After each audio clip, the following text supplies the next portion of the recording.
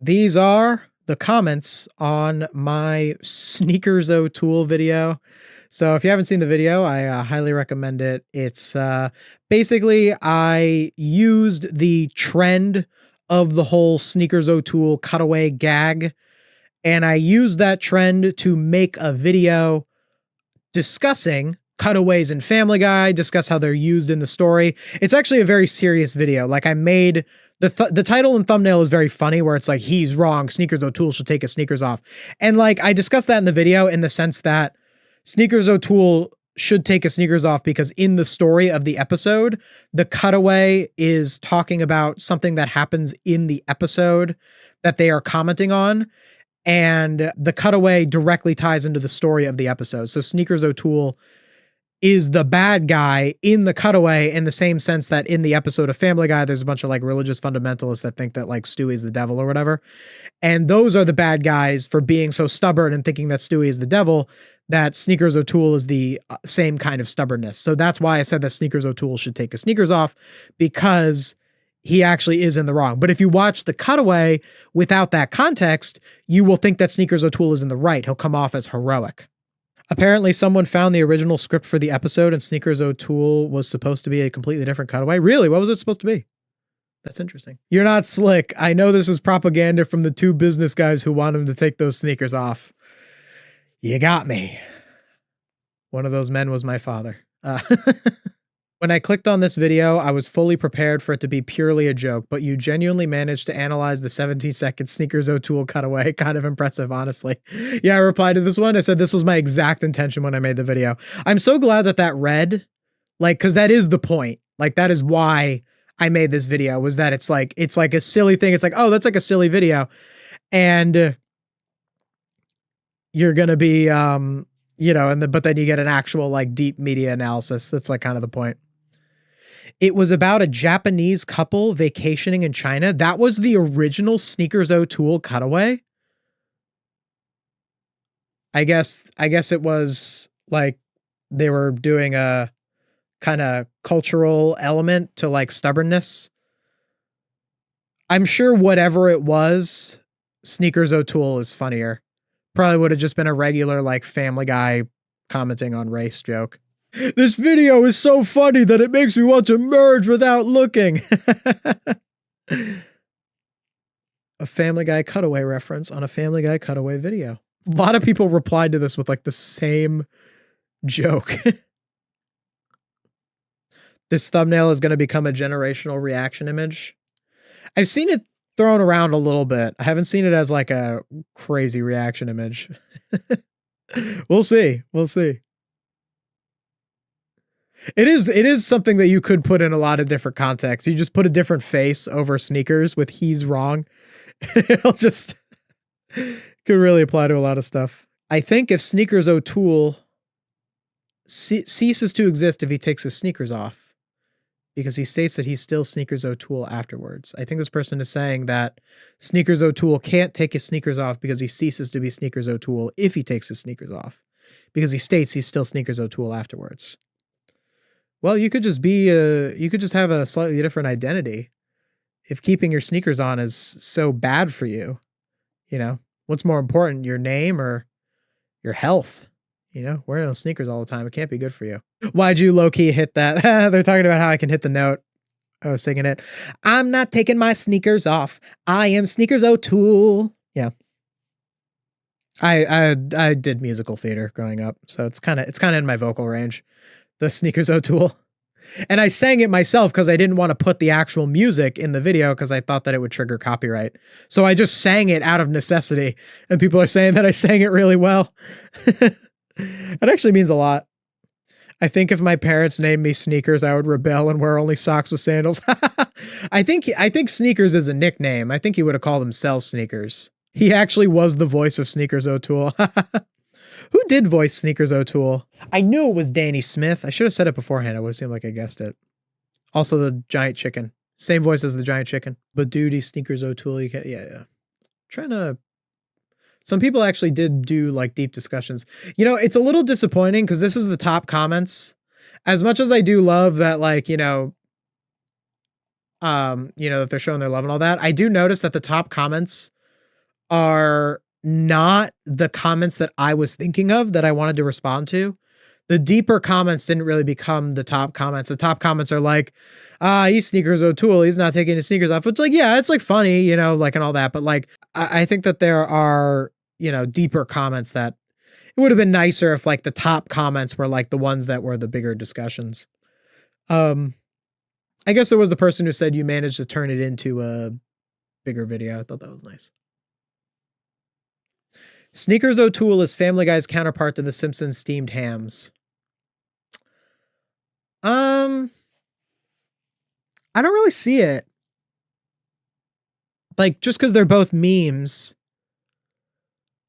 I guess. I guess it is, because you have in steamed hams, it's like you take the situation and you warp it in a bunch of different ways. And I guess you do that with Sneakers O'Toole as well. I think the main difference is that steamed hams is funny because it goes on for a long time, because steamed hams is an entire like 2-minute scene. So Sneakers O'Toole is funny because of its brevity, but steamed hams is funny because it goes on for, I mean, it's not like a super long scene or anything, but it's like the awkwardness of like just the going back and forth of the, at this time of day, at this time of year, localized entirely within your kitchen. Like just that it goes on and on. It's kind of what makes steamed hams funny. I guess that's why I see it as so different from Sneakers O'Toole. So many people said this same joke, but if he takes his sneakers off, he won't be Sneakers O'Toole anymore. Don't you know that other people made the same joke? Clicked for the joke, stayed for the quality. Thank you. I really appreciate that. We might find out if he's a Hummer Guy glazer. Man, as much as I'd love to lean into the bit and be like, yeah, I defend the Hummer Guy is also narratively in the wrong in his cutaway. The point of the Hummer Guy is that he does something very silly and dangerous because he's driving a car that lets him watch Madagascar. Is such a funny joke, man. Some Family Guy cutaways. Analyzing Family Guy cutaways. We're trying to analyze Family Guy cutaways to see how well they're written. That's going to be like trying to get Sneakers O'Toole to take his sneakers off. It doesn't make sense though, because he managed to analyze it. Brian was describing an impossible task. AI tubers will eventually steal the script for the video, process it into ChatGPT, and make a video using their AI script.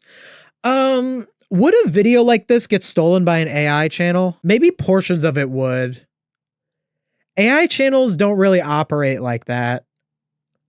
Like the thing about this Sneakers O'Toole video that is uniquely something that a human creator would make is that it's really hitting the trend. Like Sneakers O'Toole became popular like a week before I posted the video. AI channels just don't really operate on that kind of timeline. You'll notice that AI channels are almost never topical. If an AI channel covers like a new episode of SpongeBob, like Sponge Truths, like Sponge Truths stole my Bizarro Bottom video, but it posted it like a month and a half after the episode aired.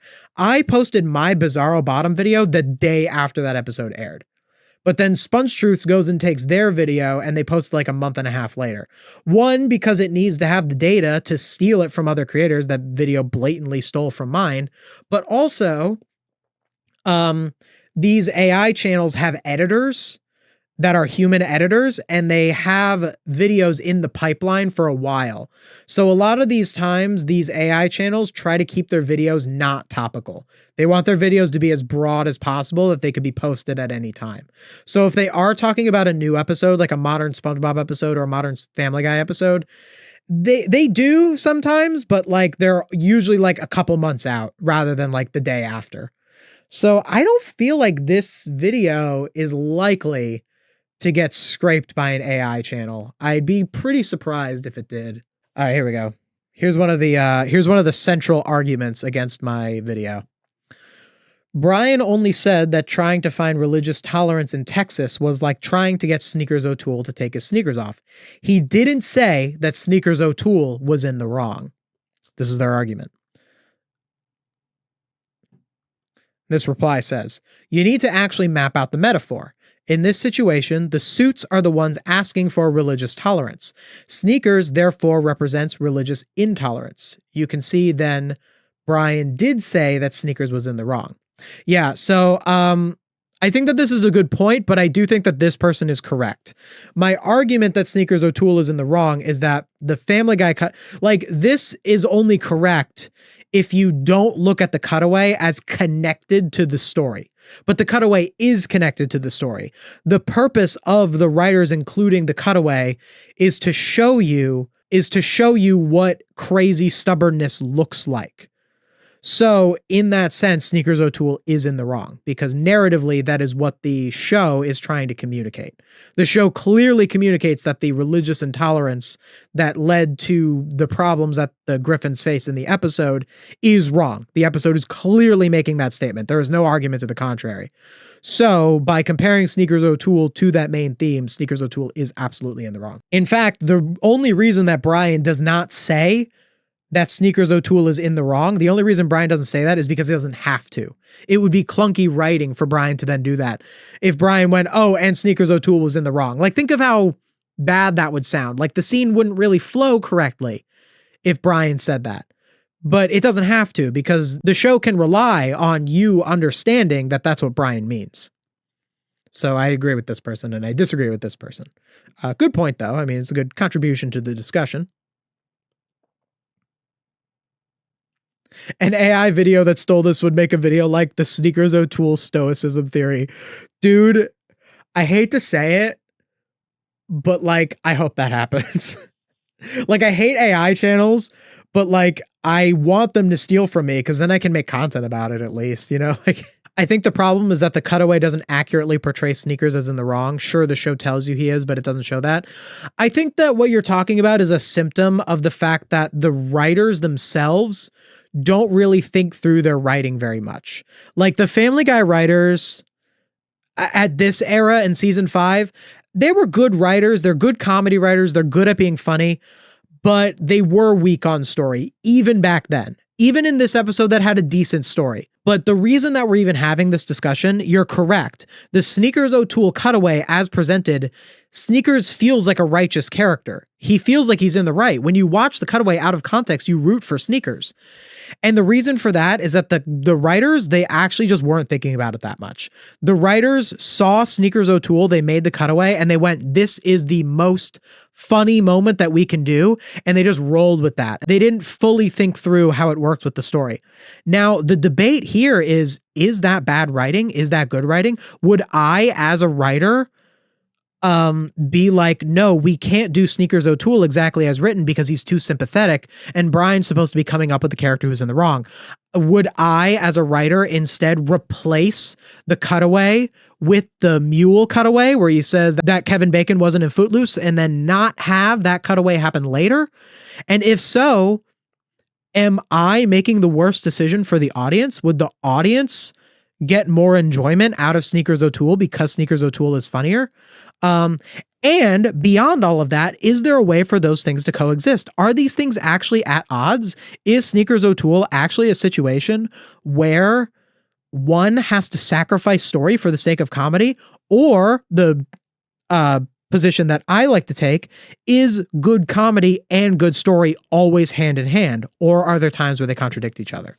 Casually just does a great Peter Griffin impression. I didn't think that my impression was that great in it, but I appreciate that. Those fellas at the freaking FCC. Yeah, that was what I did because I was singing the FCC song to talk about how Family Guy would get in trouble with the FCC. So I just did a Peter Griffin impression. Hey, Lois, remember the time I made that Sneakers O'Toole video? I can already tell this video will be peak. Well, thank you. Thank you. A lot of great response to this video. I really, something that makes me really happy about this video is that I am very pleased that the kind of points that I am making, the kind of ways that I take shows seriously is something that resonates with people. Obviously, we get some media illiterate people who like get mad about it. There's a couple in the comments that I'm going to go over. But in general, like I can tell from like some of these comments that like what I'm saying is hitting home with people. People are getting it. They're getting what I mean. They're getting why I do this. They're getting why I want to talk about Family Guy cutaways, but also want to talk about deep storytelling concepts. And it is very pleasing to me when I see people who are like, yes, I get it too. Cause it's hard. Like, I don't know for sure that it's going to read what I'm saying. Like when I posted the Sneakers O'Toole video, when I post any video, really, I don't know if what I'm saying is actually going to make sense to the audience. I have a good idea that it's going to. I mean, I am kind of a pro at it, and a part of like being a YouTuber is identifying the things that communicate your message to your audience.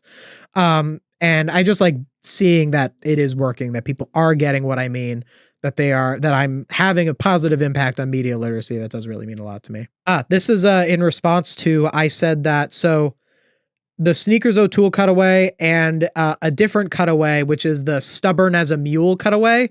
It's kind of a classic Family Guy cutaway where a guy's sitting on a couch and he's sitting next to a mule, and the mule's like, Kevin Bacon wasn't in Footloose, and the other guy's like, no, like of course Kevin Bacon wasn't Footloose, and the mule just starts going like, ee-yaw, ee-yaw. Like it's a classic cutaway. And I said that the mule cutaway and Sneakers O'Toole, they communicate the same thing, and they actually both did not need to be in the same episode. From a writing standpoint, the mule cutaway is actually more accurate to the episode because it portrays the mule as in the wrong, whereas with Sneakers O'Toole, it's kind of harder to tell that Sneakers is in the wrong. So technically, the mule cutaway is the one that probably should have stayed in the episode, but the Sneakers O'Toole cutaway is the funnier cutaway.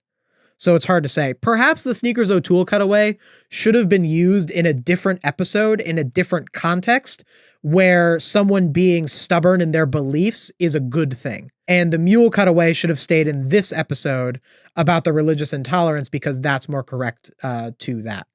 Perhaps that is probably where my position would be as of this moment if I were a writer on Family Guy back in season 5 when I was 9 years old. But here's someone who is defending both of those cutaways being in the same episode, and I'd love to see their argument. When you have both the sneaker joke and the mule joke, people can then connect the sneaker joke to the mule joke, which allows the user to realize, or the viewer to realize, hey, that mule and that guy are both just as stubborn, which might make them realize that some people who are stubborn are obvious and others are just as obvious, but because they are charming, charismatic, and so the reaction and viewpoint of their behavior in public is different. AKA, the biggest jerks are hiding in plain sight, usually under the mask of confidence and charisma charm, which allows them to rise to power. Wow, that was really well worded. There's no way the writers considered that, though. I love this interpretation, though. This is the difference between, by the way, this is still a valid interpretation, even though the writers were totally just like, haha, the Sneakers O'Toole joke was funny, and the writers were like, haha, the mule joke is funny. That's literally all that was going through their heads when they made the cutaways. That doesn't matter, though, because of the relationship between author intent and audience interpretation. This is audience interpretation. From what the author presented to us, we can interpret this. What if instead of the mule cutaway, it was a second Sneakers O'Toole cutaway that showed Sneakers in a situation where his sneaker wearing becomes a problem? That would kind of tarnish the point of Sneakers O'Toole. He really is a one cutaway character. And it's not really set up in that way. Like, there are some cutaways that can call back to previous cutaways, but I don't think that the way that Sneakers O'Toole is structured could really do that. Not removing his sneakers can result in health risks. It is within the best interest of Sneakers O'Toole to take off his sneakers. Yeah, it is within his best interest to take off his sneakers, just as it's within the best interest of religious fundamentalists to not be religious fundamentalists. It probably makes their lives very difficult that they're stubbornly adhering to, backwards views. Average YouTube video essay. I wish. It says average YouTube video essay. It's actually not. I don't mean to toot my own horn, but it's very above average. Actually, an average YouTube video essay would be taking Sneakers O'Toole, taking it overly serious, and not adding the deep story analysis that I would put. That would actually be the average video essay. I would love for a video like this one to be the average video essay, but it absolutely is not. How the hell did you make this genuinely interesting and entertaining? I know this is just a nice compliment, but there actually are very specific things that I do in terms of the writing, in terms of the editing, in terms of how I present my points. That is what makes it interesting and entertaining. I try to do, the infotainment of it all. Oh boy, I'll go with this one. Okay, so I had a part in this video. So the funny thing about talking about Family Guy, as opposed to like, especially this episode. So this Sneakers O'Toole episode was, pretty political. Like, I'm even saying they ran away from religious fundamentalists and went to Texas. It's a parody of conservatives and all that. And like, this is the kind of thing that you would never see in a SpongeBob episode. You know what I mean? Like I did once, I've done a few SpongeBob related videos that did get a little political. Like, for example, my Magic Conch video talked a lot about religion, and it talked about the intersection of religion and politics, how religious arguments will make laws. You go watch that video. It's pretty good. There also is in SpongeBob, there's a lot of like anti-capitalism stuff with like Mr. Krabs. I've never done a video on that. I think it's kind of, it's not a super interesting topic to me. I think that like being like, haha, Mr. Krabs is, a parody of greedy people and that's anti-capitalist or whatever. Like, it's a fine subject for a video, but I really would want to do my own take on it. It's been done before. But SpongeBob just doesn't really lean into politics very much. So like, because it's a kid show, like you can make any, like all art is political, all that, yada, yada, yada. But Family Guy like is actually like talks about, I mean, this video, this episode is 19 years old. So it talked about George Bush. So it was pretty old, but it did talk about politics. So I referenced how I was talking about like the importance of shows having messages. And I was saying how like at the end of the Family Guy episode that has Sneakers O'Toole in it, there's this part where like Peter is saying like, yeah, like you shouldn't take like shows too seriously. You shouldn't get your morals from TV shows. And I was kind of saying how, well, like this episode does that though. This episode does try to make moral statements, tries to make political statements because it shows George Bush in a very negative light. And like, I don't like George Bush. Like I called him a war criminal actually in the video. And there's a joke in the episode where Chris and Meg are breaking into George Bush's house to steal his underwear. Like that's like the bit that's happening. And when they break in, there's like 4 photos of George Bush. And the first one, he's standing next to Reagan. And then he's standing next to Saddam Hussein. And then he's standing next to Osama bin Laden. And then he's standing next to the Super Devil, which is also a callback to the whole Super Devil thing in the episode. And I decided to take that opportunity to make a more topical joke where I said, remember when having pictures of Republican presidents with the most evil people on earth was satire. And then I put in the Family Guy thing, Pepperidge Farm remembers, and I showed a picture of Trump with Epstein. Because I didn't really want to pass up an opportunity to call the president a pedo. I think that's a pretty big deal that he is. And I think that we should take every opportunity to point out that fact that the current sitting president of the United States has abused children. I think it's just important to point that out. So I just threw that in there. It wasn't particularly a video on it. I didn't like, go into all of like the arguments or whatever. I'm probably never going to make a video like that. It's not really what I want to do. But so yeah, so this person responded to that with the best rebuttal. This is the best rebuttal to the Trump Epstein thing. It's the silliest rebuttal. Yeah, but what about Bill Clinton? That was basically what we got there. And I replied, and I could have replied with like, cause I know like a lot of the facts of it where it's like, well, it's like I could, like, I'm not really here to go to bat for Bill Clinton. Factually though, I didn't see it. I have not seen any like factual damning evidence that like Bill Clinton actually did do these things. If he did, I wouldn't be surprised. I mean, like they're powerful people, like whatever, but like actually like looking at like what the things say, it's like the weight of, when you say like, but Bill Clinton, like you can't put those guys on the same level. They're just not the same in how damning it is with that. Anyway, I didn't say all that because like, I just didn't feel like getting into it. So I just kind of responded, oh no, I better throw out my Bill Clinton hat and flag now. Just a silly little response of like, yeah, but like, Bill Clinton's not an actual, basically what I'm saying there is Bill Clinton is not an actual person with power right now. Whereas Trump is. And so it's a bigger deal. And then they just replied back and they said, don't forget about your life-size Bill Gates standee as well. So I don't really know what they meant. I don't know if they were trying to defend Trump here or whatever, but I don't know. I just didn't get into it. There is one problem in this analysis. It assumes someone must be wrong just because they are stubborn. You can be both stubborn and in the right or just correct. Brian never even says Sneakers O'Toole is in the wrong, just that he's stubborn. The mule isn't wrong because he's stubborn. He is wrong because what he is saying is just well known to be incorrect. Never take your sneakers off. That's a lesson we all should learn. This isn't a metaphor. Always wear your sneaker. Okay. So yes, being stubborn does not always mean that you're wrong. But again, if you look at the context and how Brian sets it up, he is saying that Sneakers O'Toole is wrong. Pretty much everything has nuance. Anyone who is like stubborn, yeah, there are times to not be stubborn. There are times that stubbornness is good or bad. That's why Brian was specifically talking about religious intolerance. Being stubborn about religious intolerance is bad.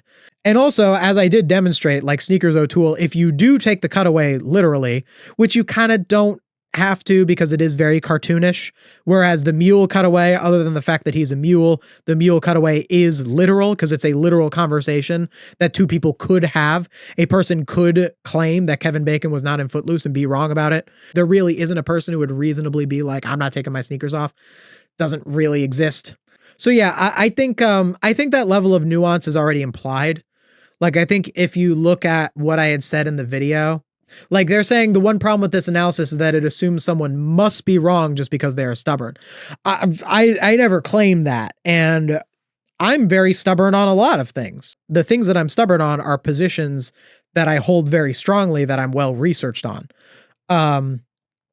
Like, as I was just talking about with like the political stuff, you know, like I have very, like, I would be very like stubborn on that if I were to debate someone over it, but I'm stubborn on it because I'm objectively right. Like, you know, factually correct. Like, you should be stubborn on that.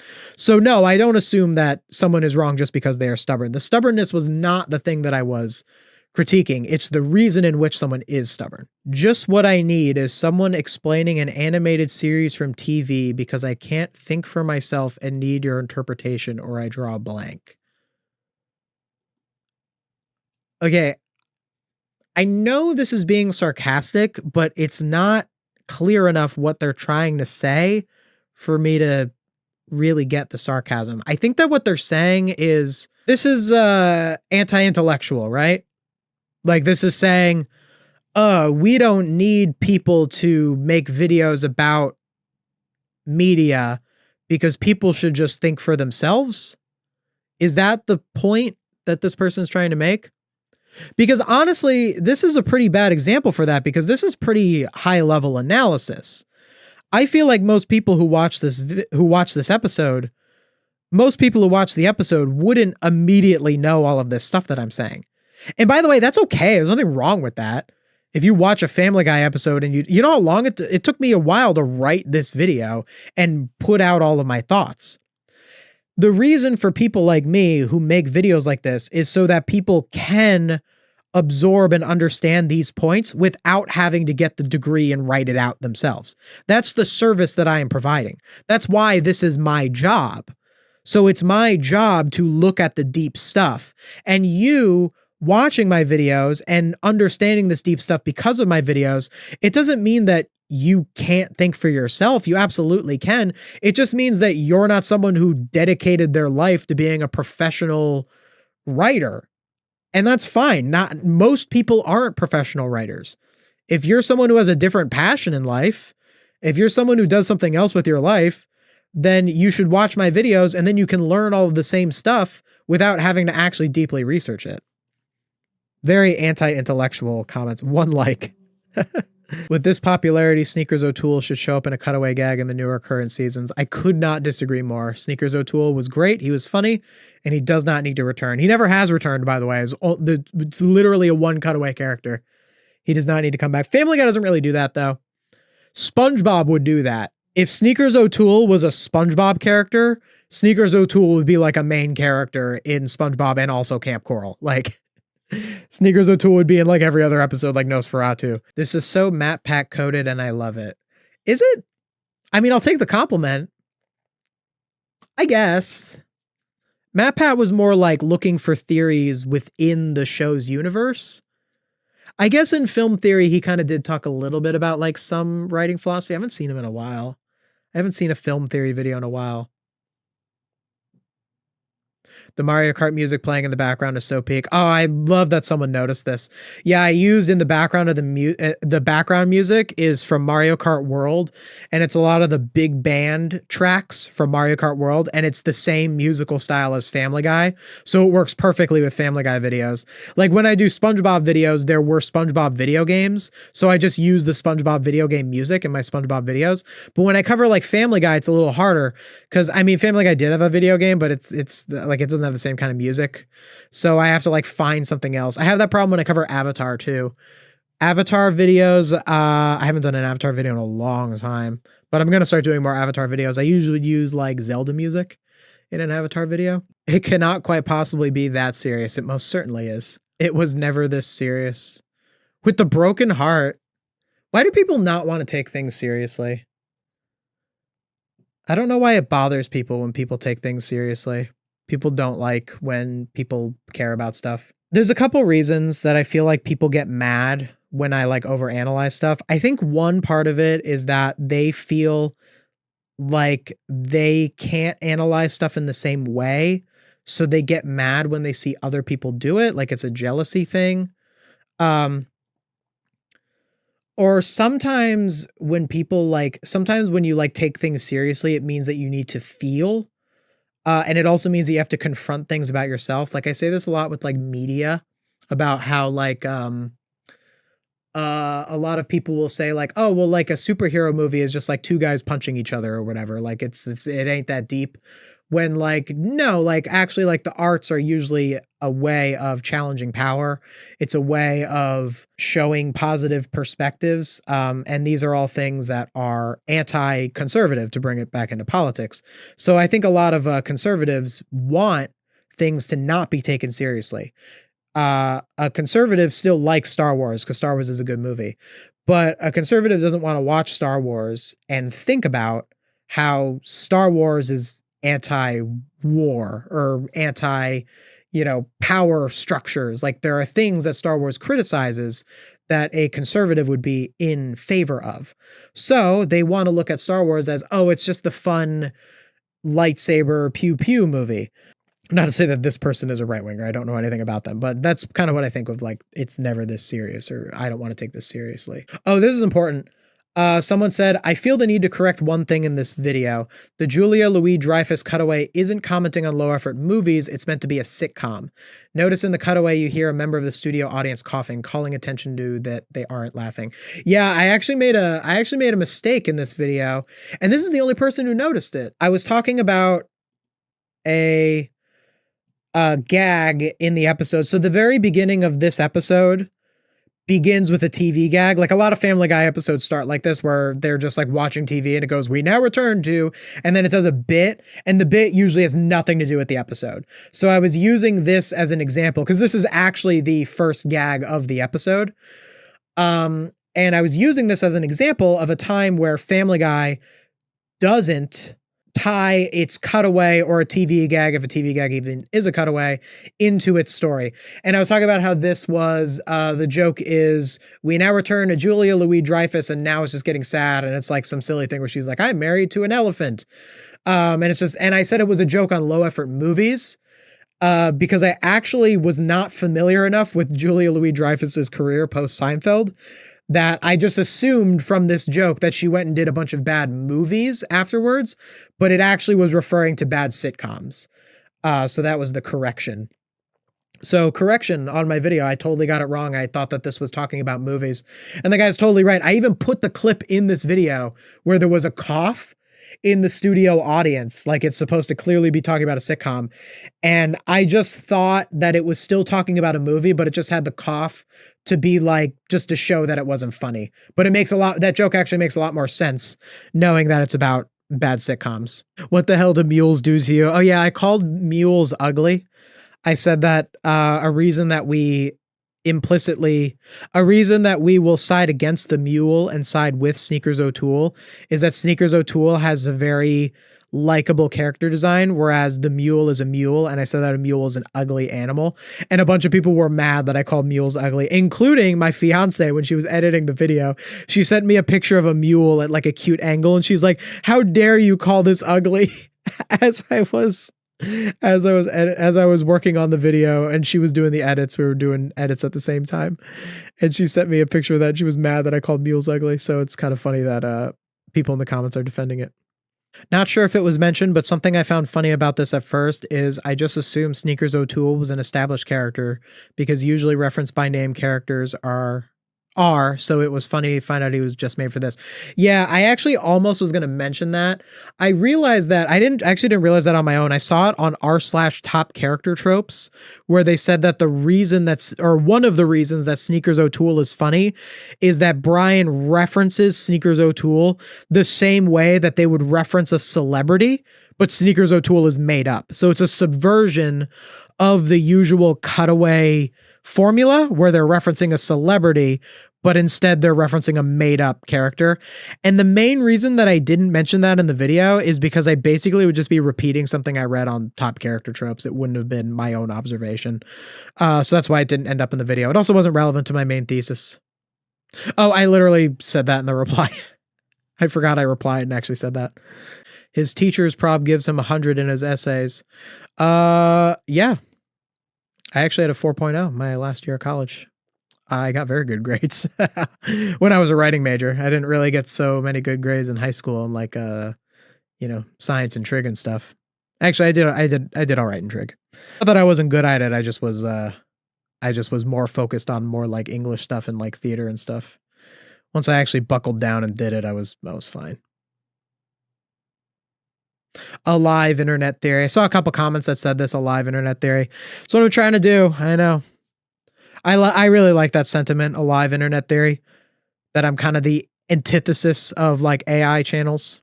How English teachers explain basic things. And I replied, maturing is realizing your English teacher was right.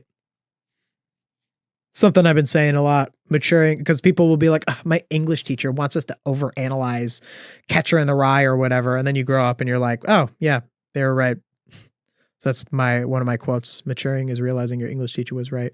This guy can't manage anything not having 5 deeper meanings. Again, like people getting mad about like deeply analyzing stuff. It's so weird. What I always like to say to this, I'll see it. There's probably someone I debated about it. Someone's defending me. Thank you, Mega Brick, for defending me. You made this video just to sing the Sneakers O'Toole song, didn't you? Can't say it wasn't a prime motivator. He conquered SpongeBob. Now he's taking on Family Guy. Love the channel. Oh, but you're not appearing in the video, just the voiceover. What happened? Oh yeah, I just didn't need to film myself for that video.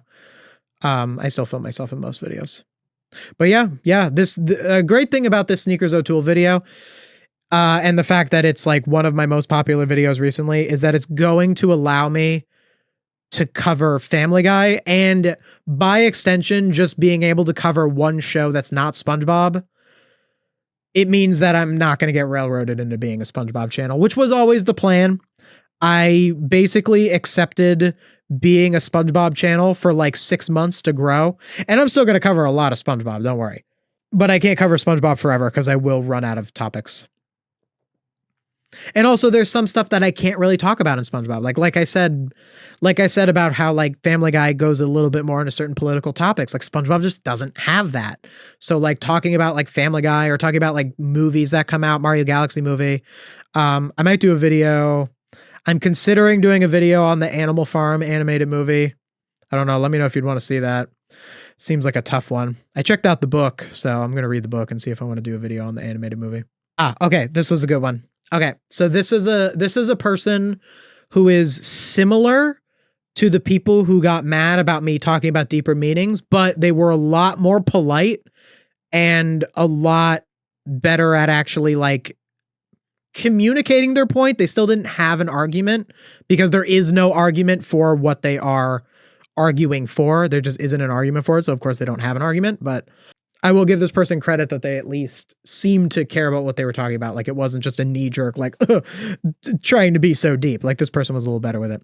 So they said, I disagree that all media has to have morals. Its main job is to be good at being enjoyable and entertaining. If it doesn't do that, it fails completely. Honestly, I don't want to always be thinking about politics and have to be taught something all the time. So what this is, I didn't specifically address this in my replies, but that when I say that everything should have morals, I don't mean that every single thing has to be like deeply political or whatever. Like I just said with SpongeBob, like, you know, you're not going to get the same kind of political analysis as like SpongeBob that you are going to get from Family Guy. Like, that's fine. All art is political. I have a whole explanation for why it's deeper than just saying that, but not all art is topical. Like, all art can lead to some kind of opinion on political policy, but not all art, for example, criticizes Trump or is pro-Trump or whatever. Like, it's like not everything that would be topical is the difference. You know, political and topical, we get these things mixed up because not all art is topical, but all art is political. Politics ruin everything. Well, it's important. It affects your life. So it's good to think about it from time to time. People who are like, ooh, I don't want to think about politics. Well, like, you're the problem. You should think about politics at least a little bit. You have a right to vote, and you have a little bit of a responsibility to that. I think this whole like happy-go-lucky, like, ooh, like they just choose to be misinformed. I think that you have a moral obligation to be informed. I do believe that strongly. I think that having the right to vote goes both ways. I think that people should have the right to vote. Everyone should have the right to vote. But if you have the right to vote, you also have a responsibility to vote correctly. And being misinformed because you're dumb and you don't try or this or that, or because, ooh, I don't want to think about politics, whether you don't vote at all or vote incorrectly, both of those things are, I believe, morally wrong, and you need to be better. And I think that we should not be as nice about that. Anyway, it doesn't have much to do with this guy. There's a political comment coming up, by the way. We'll get to that. Saving that one for last. Sometimes it's just funny that the moral of a show is bad on purpose, and you shouldn't blame a piece of fiction for actions in the real world. This I don't agree with. I do think that you can blame a piece of fiction for actions in the real world. When the Daily Wire makes Lady Ballers to promote a transphobic myth that men are pretending to identify as women to compete in sports, which is a thing that objectively does not happen, by the way, has literally never happened, not once. There have been actual genuine trans women who have gone through hormones who have competed in sports, and like they're fine to do so. But the thing that they are portraying in the Daily Wire movie is it does not exist. And the point of portraying it is to hide behind the plausible deniability of, oh, like it's just a piece of fiction. But there are people who watch that movie and walk away from it believing that that is true. And that does promote transphobia, and that does make bad things happen. And I think that you should criticize it on those grounds and those grounds alone. I'm sure the movie is also garbage. Conservatives have no soul, so they don't know how to make art. So I'm sure it doesn't have many good themes beyond the transphobia. But we could totally blame a piece of fiction for actions in the real world. It affects people. Sure, there's elements of personal responsibility. You can blame the actual person. It's not the be-all, end-all. A piece of fiction does not in all ways affect morals. Material conditions affect morals way more than movies and TV shows do. You have people have better working conditions and better access to food. That's gonna do a lot more for progressive values than, you know, Family Guy episodes ever could, obviously. But I am an expert in the arts, so that's what I focus on. And also maybe the arts can help us get to that place where we do have, you know, better resource management for everyone. And then that jumpstarts, you know, progressivism. So I do disagree with this. So I replied and I said, you state this, but you don't state why. I take the opposite perspective and provide an argument that my perspective, that perspective being that movies and TV shows should be expected to have deep morals and deep themes. My perspective, if adopted broadly to the point where producers of big shows and movies feel they need to follow more strict writing guidelines, would provide more social good in the form of having a more thoughtful and empathetic population. In order to argue against that, you would either have to demonstrate why your perspective provides more social good or that mine provides social bad. And then they replied, I don't understand what you want me to explain. My statement is just as complete as your statement just now. It is not. They did not say in this. So what this statement is missing and what my statement has is what happens if your perspective is adopted broadly. I disagree that all media has to have morals. Okay. some media doesn't have morals. The consequences of that are we have a less thoughtful and less empathetic population. That's what I think the consequences are. If you think the opposite, then you have to demonstrate what are the good outcomes of not all media having morals. That is the thing that I was asking them to tell me. So that is actually what is missing. They just don't understand that. Like they probably just didn't take a class on arguments or whatever. Like, and that's like, in some ways it's not fine. Like I said, you have a little bit of a moral obligation to be informed. Like you should know things. In a lot of ways, it's not this person's fault. Like our school systems don't teach that, you know, like you have to, like, that's like college level stuff. Like there is a way that a person could go through life and not really know that, and like that just kind of happens, and like it's not entirely their fault. Like there is an element of material conditions, and then there's also willing ignorance. And I don't know enough about this person to be able to claim if them being ignorant of what an argument is they are willingly ignorant or it's a product of material conditions. I can't say which is which, so I will give them the benefit of the doubt and say that it's the better of the two. Then I replied, I said, you said its main job is to be entertaining, but provided no reason why it should be viewed that way. You're basically saying, because I said so. When you make an argument, you are supposed to explain why your position provides the most good or why the opposite position would lead to bad. If you don't know what arguments are, you probably shouldn't start them. Sounds meaner written down, but kind of had to be said. If you don't know what arguments are, you probably shouldn't start them. People do need to be told this, even someone who's being polite. Wish there was a nicer way to say it, but I'd rather come off as a little rude than not actually get that important point across. Hey man, you don't have to get defensive about it. Is this defensive? It's pretty offensive, actually. This is a very offensive. What you said, you provided no reason. You're saying if you don't know argument, that's offensive, man. I didn't defend myself at all here. This is not defensive. And it's tough. Like, you know, like I am, you know, like sometimes I don't envy these commenters, even the ones that I disagree with. Like you do realize if you're commenting on my videos, you are arguing with a professional arguer. I'm literally a professional arguer. I get paid to argue. That's what this video is. I am making an argument. I'm getting paid for it. Literally a professional arguer. So like, I get it. Like this person's probably not a professional arguer. I was just sharing my view on the matter. Yes, but you didn't share an argument. I enjoyed your video, thought it was well made, and just wanted to contribute to the discussion. I do appreciate them trying to lighten it, I guess, because it seems like that got them a little bit upset. And I was tough. It's quite tough with that last sentence. I'm sure that was a response to that. I get it, and I appreciate them trying to like be a little more hey, I liked your video and all that. And I'm glad they liked the video. But if you like the video, like, don't you agree with it? Like maybe they just disagree with that point and like the rest of it otherwise. But they don't have a reason why they disagree, or they're not saying the reason, or they don't understand the reason why they disagree themselves. I'm glad you enjoyed the video. I just think it's confusing that you would make a statement with no argument behind it and was trying to see if there was any sort of reasoning behind it. Then they replied, I could go deeper into it, but I'm doing other things in life right now. Can't do my normal commenting style. And then I replied to that, so you do have an argument for it. Would you be willing to share it? Because I've had commenters with similar positions to yours and they've never presented me with an actual argument for it. Maybe it's one I've never heard before.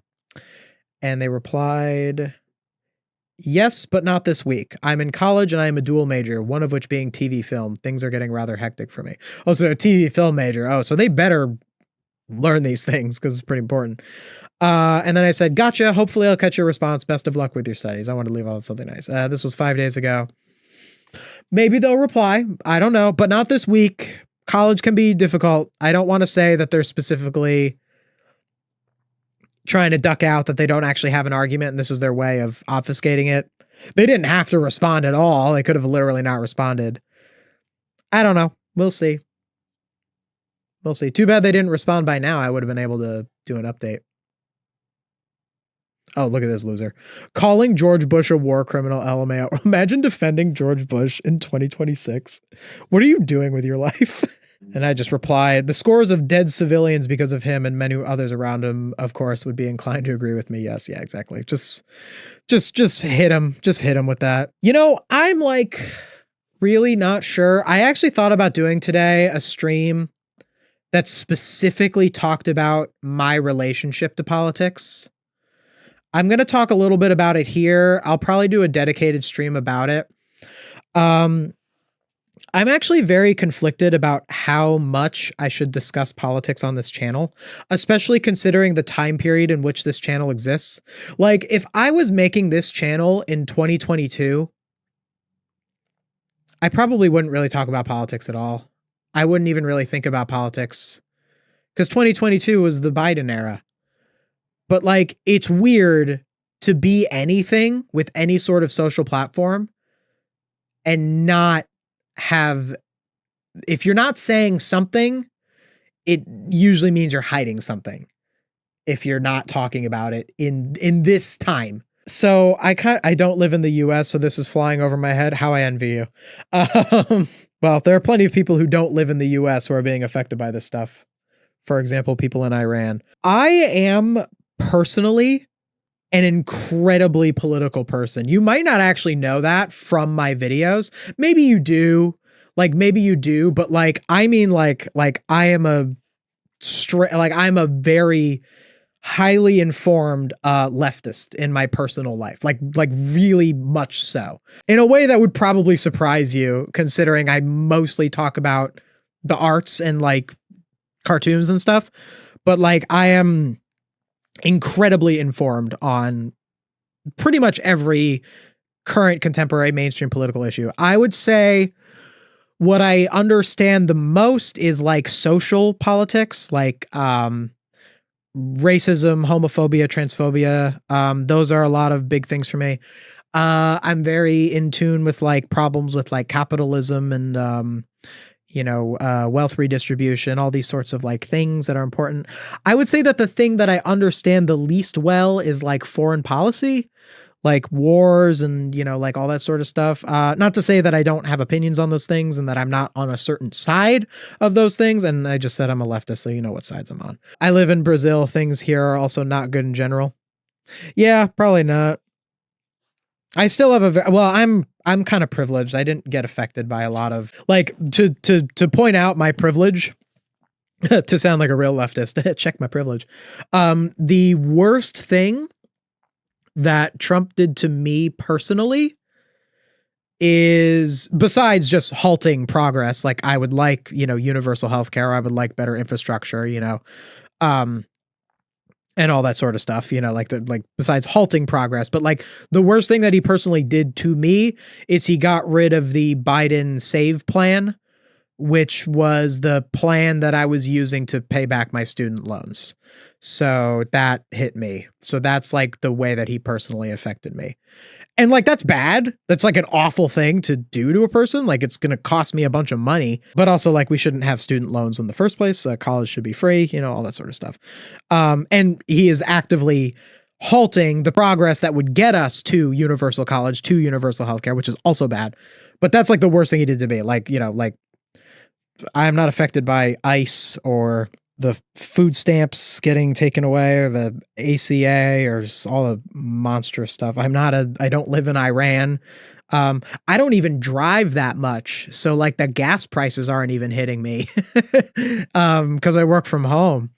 So but with that being said, I'm very informed on the issues. And obviously, just because things don't affect me personally, just because I'm privileged enough to not be affected by whoever the president is, doesn't mean that I don't care about how it affects other people, because I have this thing called empathy, something that a certain individual that this user here, Urine Point USA, is parodying, was anti-empathy. You know what I'm talking about. So anyway, I am just kind of in a place where I don't want my channel to become a politics channel. I'm not interested in being a politics channel. I want to talk about the arts. I always want my videos to be about a certain movie or TV show. I am not interested in doing a video that is just here's what's happening with the war, or a video that's just like, here's like, that just is not me. I don't want to do that. The people who do that are great. I think that they're amazing for covering that sort of stuff. Well, the people who cover the stuff on the left, people on the right, screw them. I think that they should all have their YouTube channels taken down if they're on the right. I don't care about them. For me personally, this is my passion. I love talking about the arts, but there are lots of ways in the arts that can intersect with politics. And when I do, like in a video like this, in this Sneakers O'Toole video, and yes, the irony is not lost on me that I'm saying all this stuff on a Sneakers O'Toole Family Guy cutaway video. Yeah, needless to say, transitioning has become a lot harder since the election for me. I am so sorry to hear that. I really, my heart goes out to you. That's exactly why I want to talk more about that stuff, is because like I don't know what that feels like, but like I'm so sorry that happened to you. So yeah, and I think something with the arts too is that the arts do promote empathy. They promote being a good person, and conservatives are not good people. And I think that if I'm going to talk about the arts and talk about how the arts should influence our lives, of course that lines up with progressive politics. That's what the arts does. The arts is a tool for progressive politics. It always has been. This is why no movie with cultural impact has a conservative message. Have you seen the Family Guy Trump episode? I saw it when it aired. I remember feeling it was kind of milquetoast. Moving to a more accepting state soon, so that will make things easier, thankfully. I am very happy to hear that. I hope that you're going to be okay. I didn't get much indication at all of your politics from your video, so I think you did well in scripting. You know, and maybe I should just talk about this later and in a dedicated stream to it. But I guess I'll say this. In some ways, I kind of want people who are conservative leaning. If you're like a straight up right winger, like a straight up Trump supporter, you're not going to like my videos. You just aren't. Because my videos require critical thinking. And then they don't possess critical thinking. There are people who have commented on my videos where I've been a little more political, who have mentioned that they are conservative leaning, that they are right leaning. So like it does happen.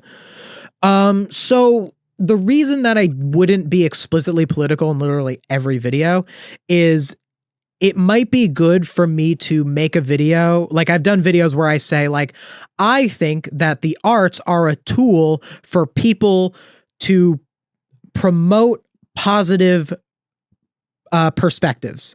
And in my mind, I know that the positive perspectives are progressivism, anti-racism, anti-capitalism. Like I know that that's what I'm saying. But a person who's conservative leaning, who might not agree with that statement, because if I had said it outright, might agree with the statement of the art should be for promoting good, and then I win them over, and as they watch me a little more, they can kind of get swayed a little bit. It's kind of my idea, but I am planning on perhaps doing some more explicitly political videos. For one thing, that Animal Farm movie is coming out. That's definitely going to be political. I mean, it's based on a George Orwell book, so like you're going to get something from there. I'm planning on covering Avatar: The Last Airbender a bit, and I just can't cover it without being political. It's actually part of why I haven't really covered it that much, because Avatar: The Last Airbender is such a political show. Even for a kid show. Anyway, this person just said, the fact that they literally was 100% right about Texas almost 20 years ago is crazy. Texas is a sad state. So I actually replied to this. This kind of shows that I have a bit of specific political... I'm specifically politically informed, because I did say, funnily enough, Texas is a lot bluer today, especially in its cities, but there's a lot of voter disenfranchisement. It might still be red otherwise, but it definitely appears redder. The criticism the episode makes are fair, though. That's a deep cut. You have to know a lot about politics to know that Texas should be at least a purple state, that Texas is not actually a red state, and the reason that it's might not be a blue state, but it's certainly not a red state. You have to know a bit about politics to know that Texas is not a red state.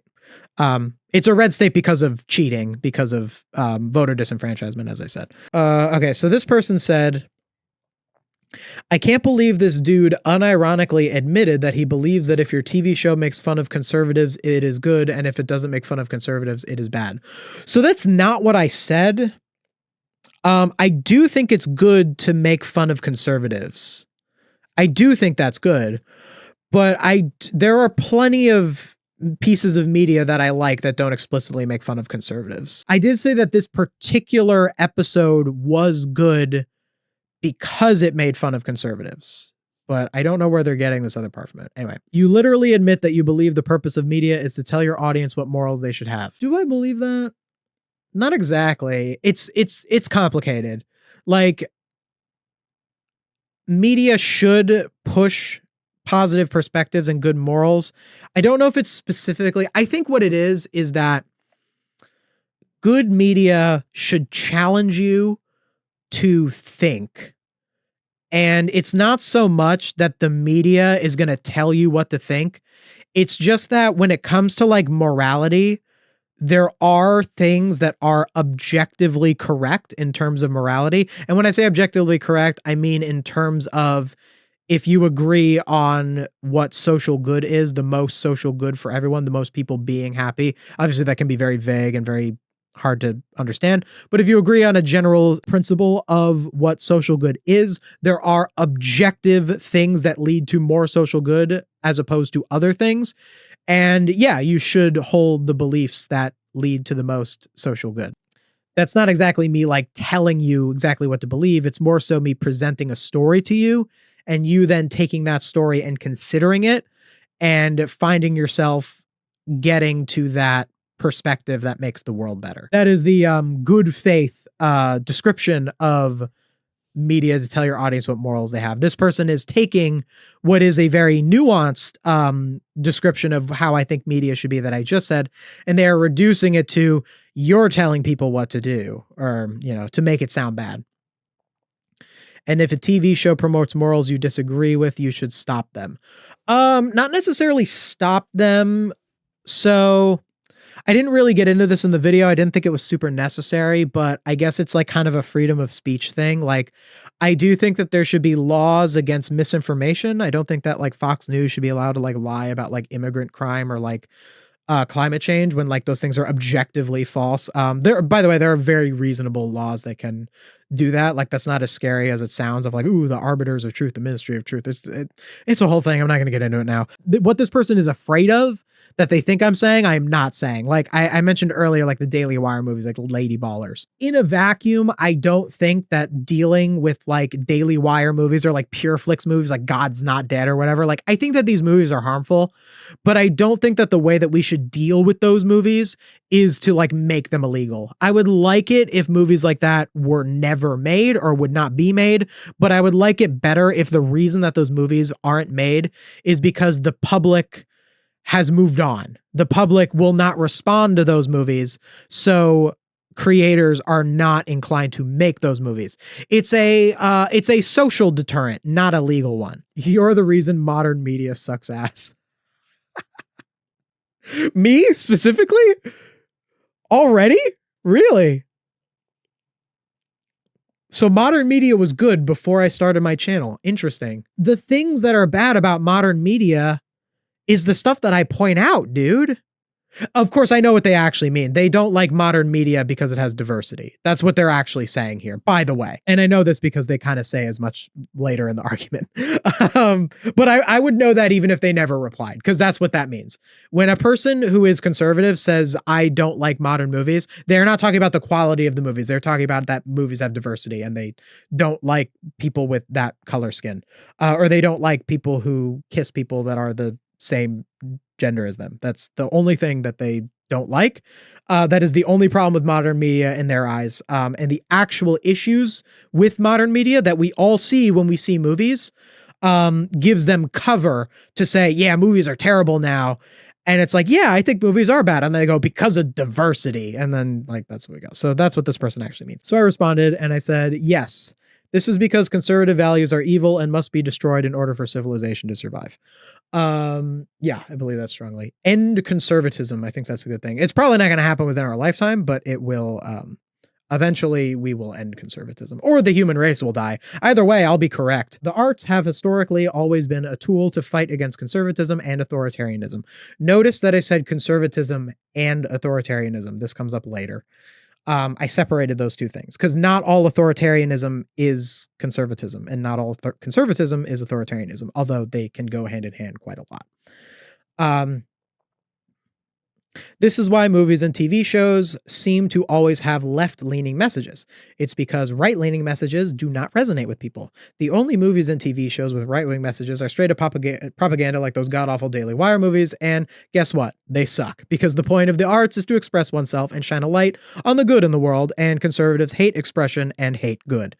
This is why the whole "it's just entertainment" is, in fact, a conservative one, because conservatives want to enjoy movies and TV shows, but also don't want to listen to their messages because those messages challenge the bigotry that they hold in their hearts. This stream is making you rapidly become one of my favorite YouTubers. You see, this is another thing. Like whenever I talk like something political in my videos, I get like pushback from people like this. And I got to remember that these people are not only very dumb when you actually argue with them, but also like they're the minority. Like, people like when I do talk about this stuff because it shows that I care about you. Like, even someone in this chat is talking about how they struggle with transphobia since Trump got elected. Like, that is awful.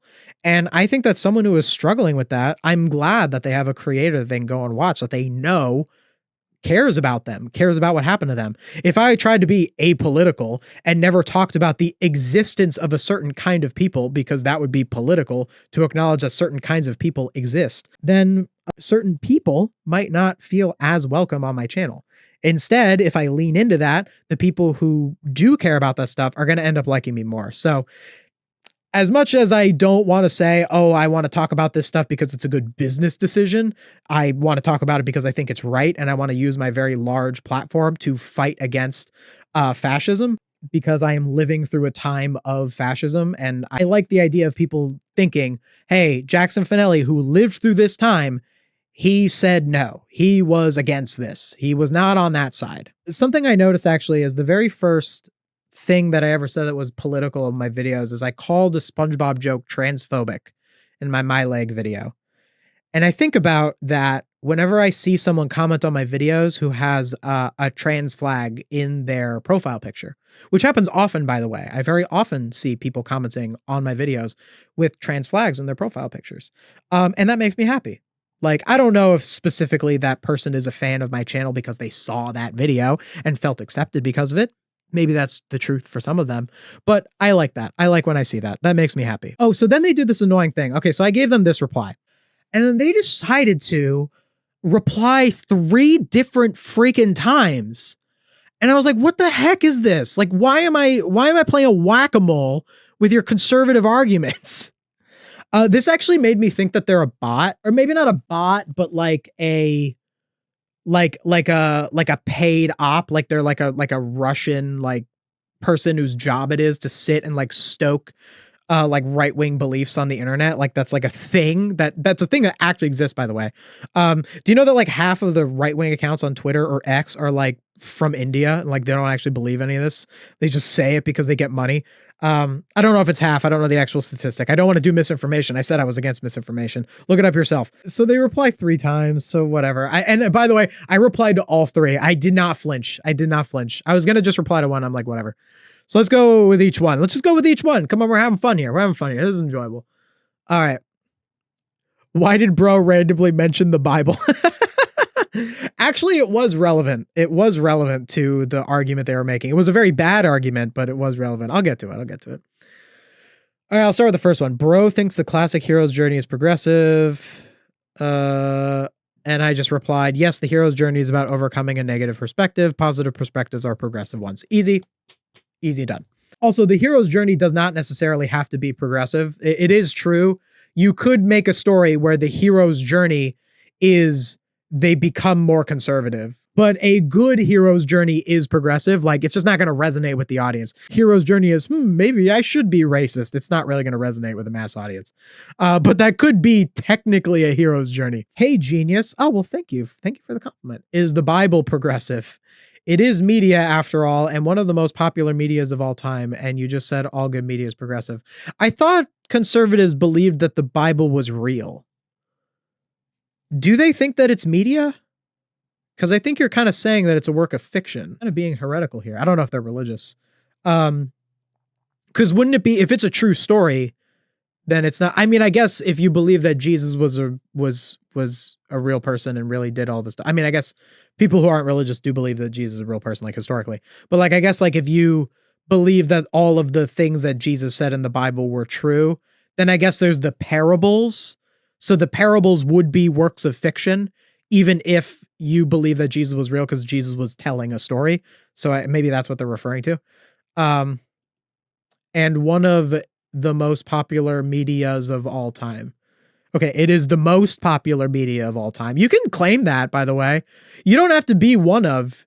If you want to use the Bible for your argument, you can say it's the most popular media of all time. That is factually correct. You can claim that. You're allowed to use, and it would help you with your bad argument. And you just said all good media is progressive. Well, something being popular doesn't mean it's good. Because the Bible is not the most popular piece of media because it's objectively the best story and has the best hero's journey. I wouldn't say it has bad stories like that don't resonate. Like there are lots of emotional, strong stories with like morals and stuff in it as I get into. And then there's also a bunch of nonsense about like you can't get divorced and you can't be gay or whatever that they just kind of throw in, which is garbage. Um, but it being the most popular media of all time is not because of its quality. It's because people believe that it's the word of the creator of the universe. That's why it's the most popular media of all time. Whether that's true or not, it's unfalsifiable. I don't really think it is, but and even if you say yes, the Bible is progressive, they already knew that I was going to argue it. Why bring this up then if you already know that the Bible is progressive? If you already know that, well, parts of the Bible are progressive, not the Bible itself, because a bunch of people went in and threw in a bunch of stuff that is very not progressive. So I would not say the Bible as a whole is progressive, but certain biblical stories can absolutely be progressive. And even if you say, yes, the Bible is progressive, it would be absurd to say that the Quran is more progressive than the Bible. Gotta have that Islamophobia. Gotta have it. Just sprinkle unprompted with the Islamophobia. Anyway, I don't know anything about the Quran. I don't know what's in the Quran. I don't know what it says. I don't even know. Is it a story? I don't know anything about the Quran. I'm sorry. I just don't. I grew up Catholic. So like, I just don't know anything about it. I would have to go out of my way to research the Quran.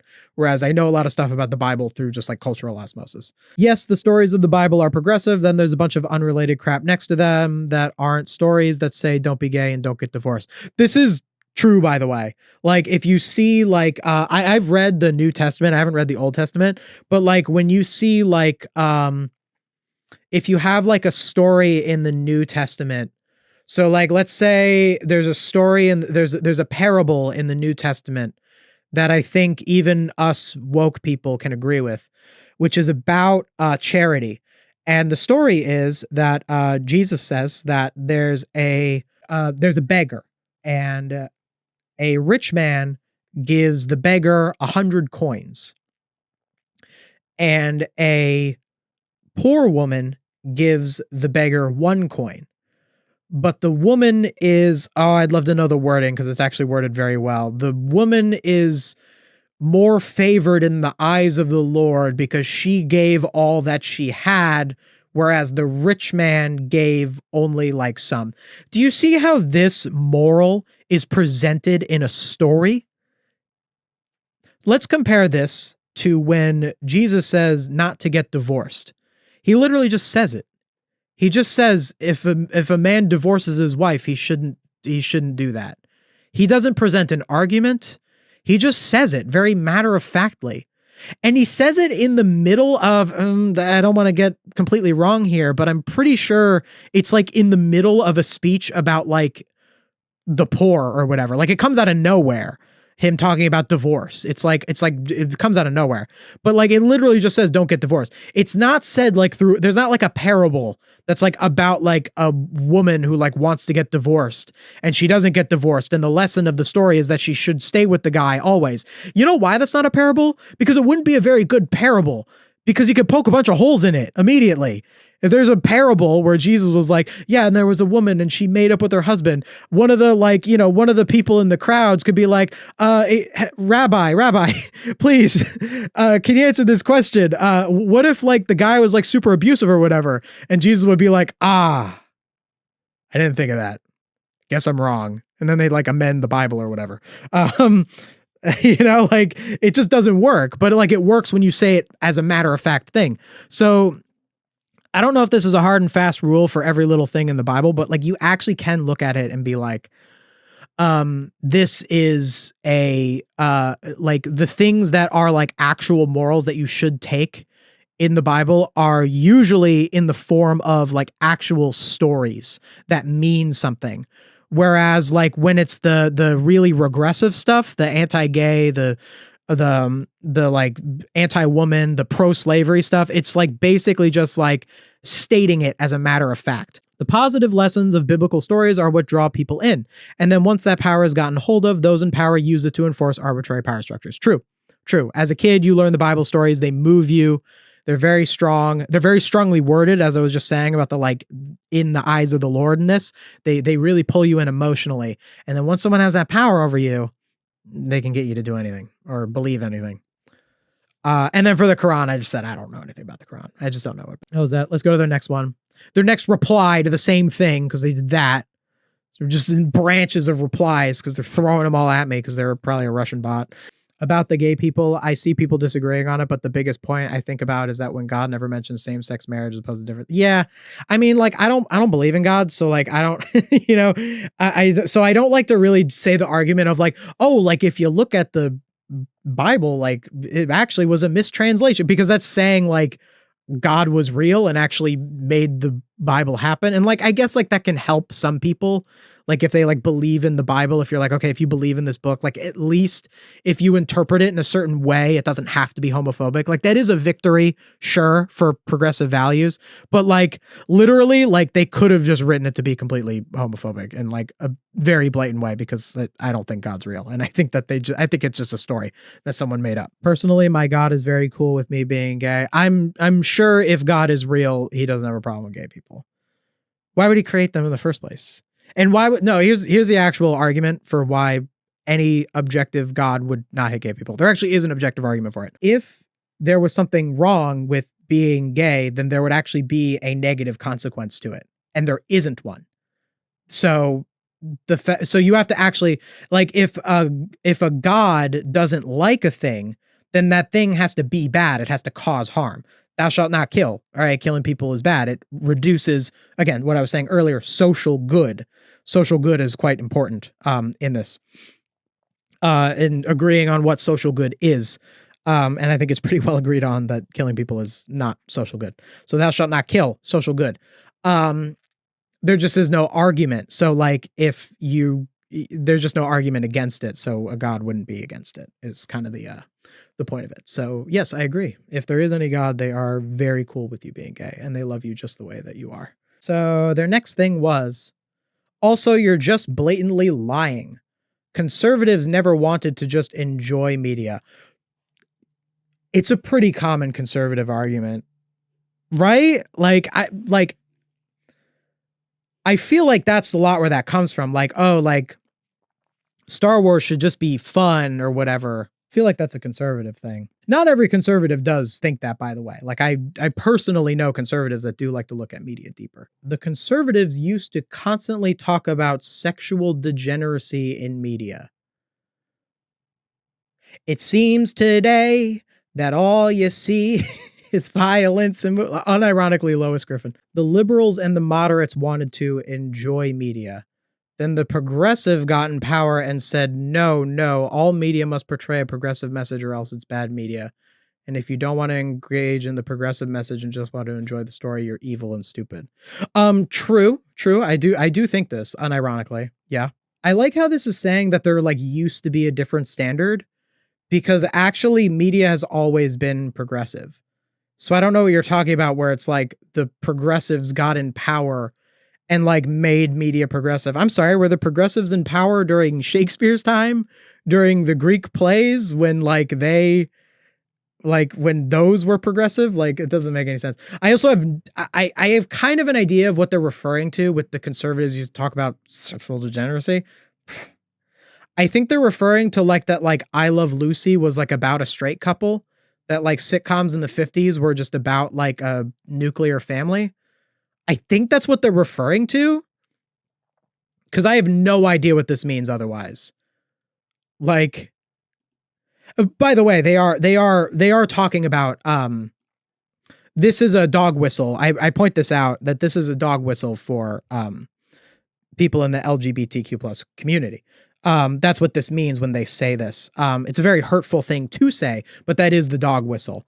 They try to deny this later, but that is a dog whistle. So what they're saying is like there used to be like movies that were like anti-gay or whatever, and like were there in like the 50s and stuff. Like I know that you could basically only portray a straight couple back in the 50s, but that doesn't mean that they had messages that were explicitly anti others, because that wouldn't resonate with people. In fact, I would say those networks wouldn't have allowed an anti message either, because they just wanted to not talk about it at all.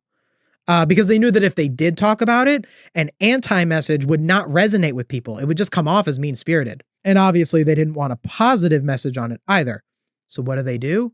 They don't talk about it at all. Your statement seems to imply that leftism can't be authoritarian, since you said all media is progressive and all media in history is used to fight conservatism and authoritarianism, but obviously progressives could be authoritarian. Yeah. You leftists think you're so great, but what about Stalin? Yeah, whatever. Do I need to I don't think I got into too much about how, like, whatever, like the Soviet Union was authoritarianism. That's what they're referring to. Like like the Soviet Union was left wing. Like seriously, they were just as conservative as any right wing anything. I replied to that. Don't really know what you're going on about with degeneracy, but that makes sense considering that's just a dog whistle to demonize groups you dislike. Perhaps you're referring to media that promotes themes of love and are trying to co-opt that as conservative family values, when you really mean demonizing anyone who isn't straight and cisgender. Again, the 1950s, I Love Lucy, The Honeymooners, it's just a show that is about a straight couple. That's not making a statement about anything.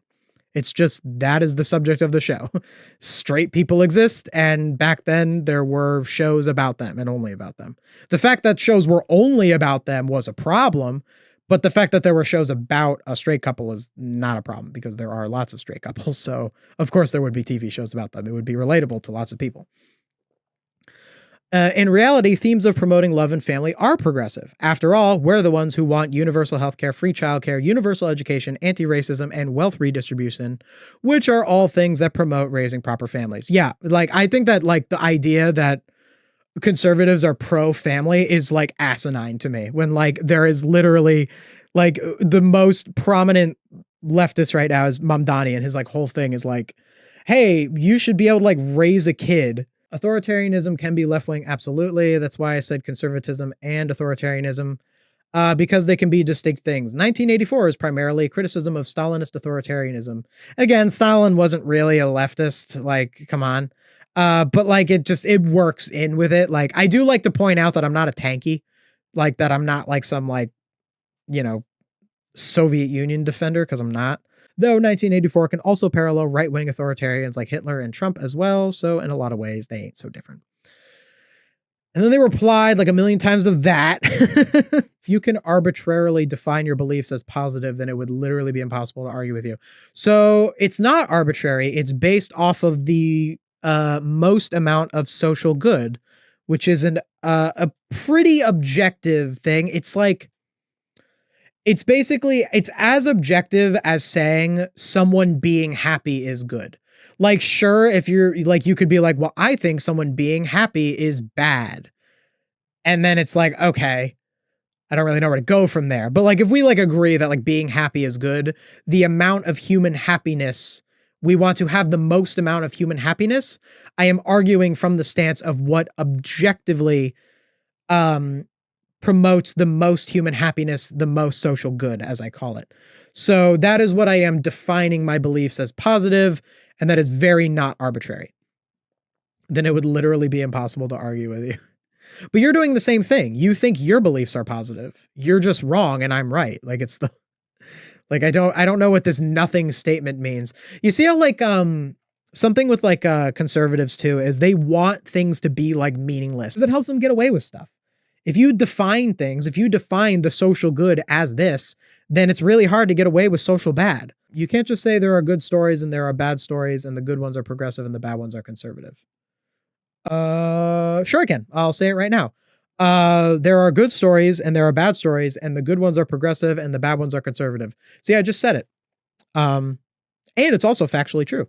Um, and people only like the good stories. Define what you're talking about. Yeah. So this is a little bit based on like perception, and it is a bit subjective that people only like the good stories.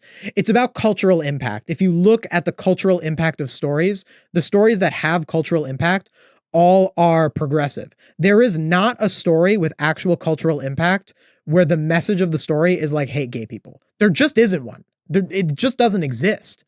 Yet there are stories with cultural impact that are pro-gay. And it's a fact that is subjective. Sure, if all of humans just immediately agreed to take some like, pure flicks, right-wing homophobic movie and be like, this is our favorite movie ever, and it got talked about as much as The Godfather, we could somehow do that collectively, but like we won't. It would have to be like a LARP. It would have to be like a coordinated effort. Whereas like people liking The Godfather, not to say, I don't know like how progressive The Godfather is in general, but like it's not conservative. Like it's not like The Godfather is like anti-gay or whatever. It's more just like it sucks to be a criminal because you like die or whatever. I haven't actually never seen The Godfather, but like that's kind of generally the idea. But like it just doesn't work. Like it just, it just would not happen. And I think that there's something to identify there. I think that there is something to look at there that is objective, even if the arts themselves are subjective. And I think you'd be silly to look at all of that right in your face as no movies with actual cultural impact have conservative messages, and look at that and like just throw your hands up in the air and be like, must be a coincidence. I guess they just haven't made one yet. Or it's just it's just the Hollywood. They're just taking control. Like, nah, man, at this point, the court of public opinion has decided. All right. Do I need to go all of the things that they say? I'm getting a little tired of them. Let's go with this one. This one's fun. A lot of what they said was nonsense. So like, I'll go with the more important ones. Also, are you really trying to say that the nuclear family is progressive? Unless I'm misunderstanding, you're saying that promoting love is progressive and the nuclear family promotes love, therefore the nuclear family promotes progressive. The nuclear family is progressive. The nuclear family does not inherently promote love. I address that in my reply.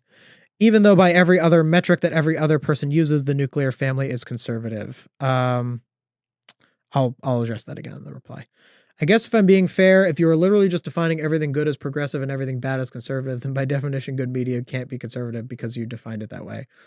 They're just being incoherent here. Again, this person isn't very smart. They're probably just a Russian op or whatever, but like they're just trying to paint that like I made an objective connection between like the things that progressivism does and being good. And they're trying to take that back and say it's arbitrary that you're just saying good is progressive. You're just replacing the word, when no, the words actually have a reason for why they are. The things that progressive values do is good, and the things that conservative values do is bad.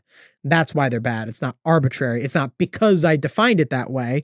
I mean, it is because I defined it that way, but I defined it that way using specific logic. So I replied to this: a nuclear family on its own is neither progressive nor conservative.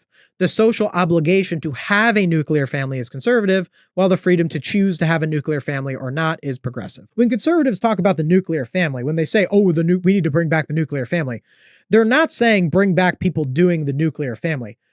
They do. And they would probably do it a lot more if the economy wasn't in the toilet because of the people you voted for. When they say that, they mean that they want people to be forced to do the nuclear family, because if you're gay, you need to be in the closet, or if you're trans, you have to stay as the gender that you were assigned at birth and go and do a nuclear family, even though you're very unhappy and very miserable. That's what conservatives mean when they say we want to promote the nuclear family. If anything, my position of, all the stuff I said about what would be, anti-racism and wealth redistribution, this would lead to more nuclear families, because people who are straight, and even people who are gay can have a nuclear family. They just would adopt a kid. And then is that still a nuclear family? Like, what is nuclear family? I mean, I guess I wouldn't really like the term if the term was specifically exclusionary towards people who don't conform to certain roles. So I guess if you say nuclear family is just the parents and kids, then yeah, you can be gay in a nuclear family. There'd be a lot more of them under what I'm talking about. Alright, I think I'm done with them. They just kept talking. They just went on and on and on. That's about all I needed to say to them. I'm also getting tired.